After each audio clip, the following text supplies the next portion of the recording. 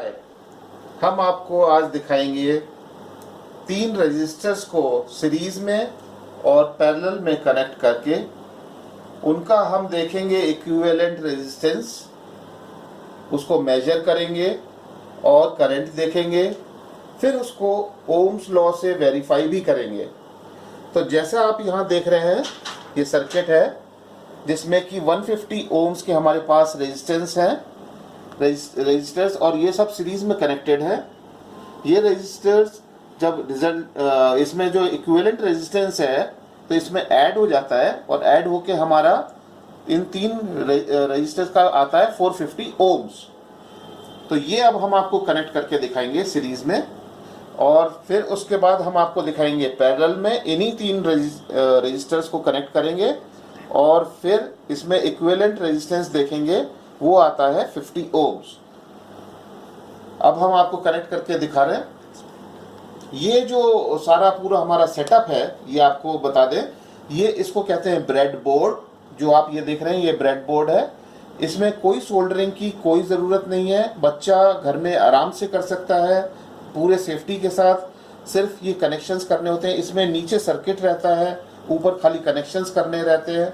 और अगर आपको और डिटेल्स देखनी होगी तो हमारी साइट पे जाके वहाँ पर आप विजिट कर सकते हैं और उसको मंगा भी सकते हैं। तो अब हम आपको दिखाएंगे सीरीज कनेक्शन, पहले तीन रजिस्टर्स को यूज़ करके, और ये एक रजिस्टर है हमारा 150 ओम्स का। तो जैसा हमने पहले बताया आपको कि ये अब हमारे तीन रजिस्टर्स कनेक्ट हो गए हैं 150 ओम्स ईच के सीरीज में।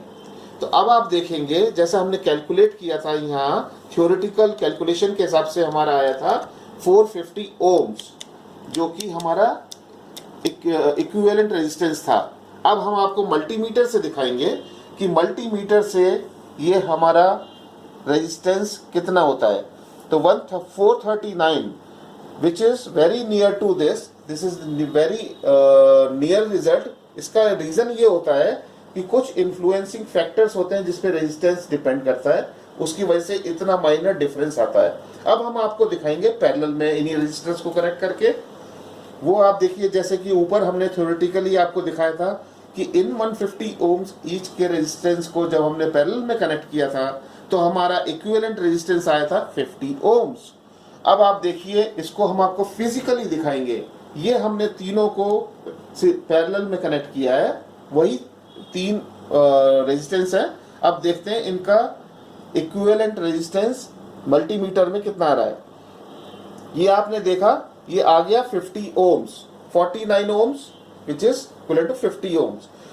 तो अब आपने देखा कि ये हमने तीनों जब रजिस्टर्स को कनेक्ट किया सीरियल में और पैरेलल में, तो हमारे इनके रिजल्टेंट जो है, जो इक्विवेलेंट रेजिस्टेंस है, वो वेरीफाई करके ओम्स लॉ से अब हम आपको दिखाएंगे। और देखिए, ओम्स लॉ के हिसाब से V is equal to IR, जहां हमारे पास इक्विवेलेंट रेजिस्टेंस 450 ओम्स है और वोल्ट 12 वोल्ट की बैटरी है हमारे पास। तो इससे हमारा I की वैल्यू निकल के आई है 0.02 एम्पियर्स। अब यही हम आपको वैल्यू यहाँ पर दिखाएंगे मल्टीमीटर से। मल्टीमीटर में देखिए, सीरीज में जो हमारे कनेक्टेड है, तो वहाँ पर सीरीज में कनेक्शन में 0.02 एम्पियर आपको सेम वैल्यू करंट की दिखाई दे रही है। अब यही चीज़ हम वेरीफाई करेंगे पैरेलल के केस में। पैरेलल के केस में आप देखेंगे V टू IR में हमने 12 वोल्ट की बैटरी पर हमारा इक्विवेलेंट रेजिस्टेंस वहाँ पर आपने देखा था 50 ओम्स आया था। उससे हमारा I की वैल्यू जो हमने थ्योरेटिकली कैलकुलेट की है 0.2 एम्पियर्स। अब हम देखते हैं, आइए चलिए ब्रेड बोर्ड के ऊपर कि वहाँ पर एक्चुअल कितना आ रहा है। मल्टीमीटर में देखिए 0.2 एम्पियर।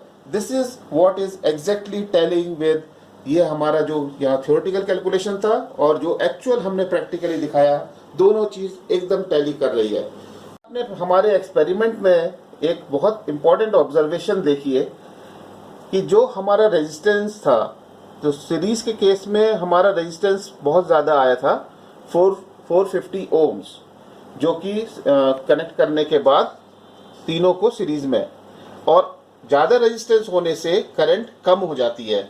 ये हमारा इस एक्सपेरिमेंट में पूरा साबित हो जाता है, क्योंकि यहाँ पैरेलल के केस में आप देखिए यहाँ पर हमारा जो इक्विवेलेंट रेजिस्टेंस था वो 50 ओम था, जो कि उससे कम था, तो यहाँ हमारी करंट बढ़ गई थी। यहाँ हमारी करंट हो गई थी 0.2 एम्पियर्स, जबकि इक्विवेलेंट रेजिस्टेंस हमारा कम था।